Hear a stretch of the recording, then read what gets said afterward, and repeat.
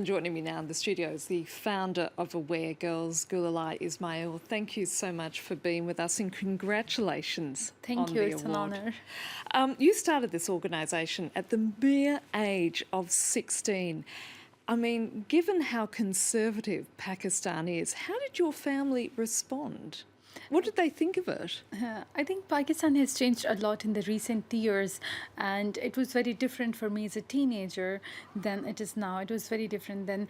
However, what motivated me to start the organization at such a young age was when one of my own cousins, who was aiming to become a pilot but was taken out of school and forced to get married to a man who was almost twice her age, that was a time that I realized that if I'm going to school and if I can aspire towards my dream, it's the reason because I am from a privileged family and it's not a reality for every girl of my community. And I didn't want it for any other girl to be taken out of school and to be married against her wishes. So that was that was something which motivated me. And then we started talking to other girls about how do we change our community? How do we make sure it doesn't happen to any other girl? And how may we make sure that every girl can follow her dreams?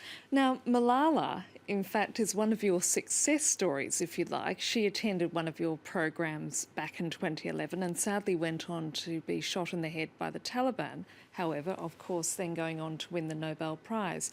But I imagine you've met many such Malalas in the course of your work.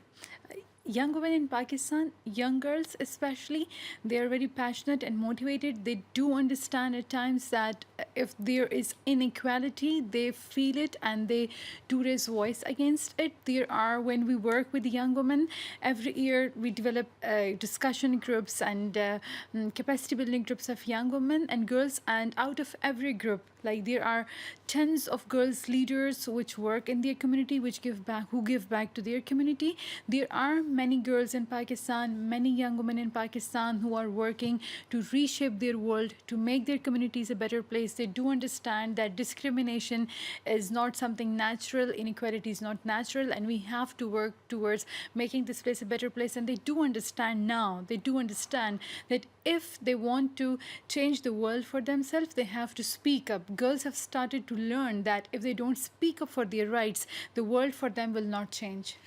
When you talk to young women about their rights, when is it, when do they experience the aha moment? When do the scales fall off their eyes?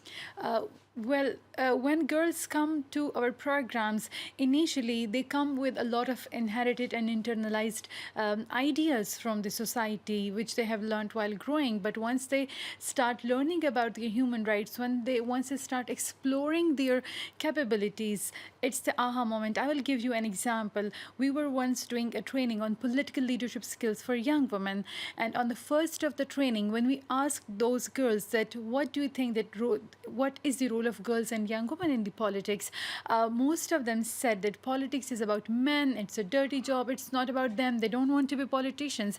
And then on the third day of the training, when we took them to the parliament to see how legislations happens and to see that how our elected parliamentarians, how they do legislate for us, once they went and experienced that, they came back, and next day we asked them who wants to be a politician, and all of them raised their hands, and one of them said, I want to be the Speaker of Assembly.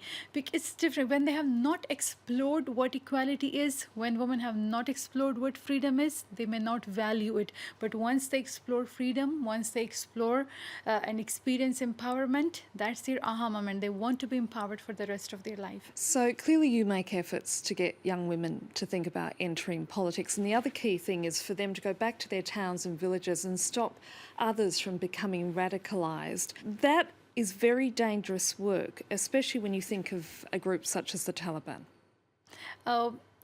When we work, we use our indigenous knowledge. We link young people back to their indigenous history.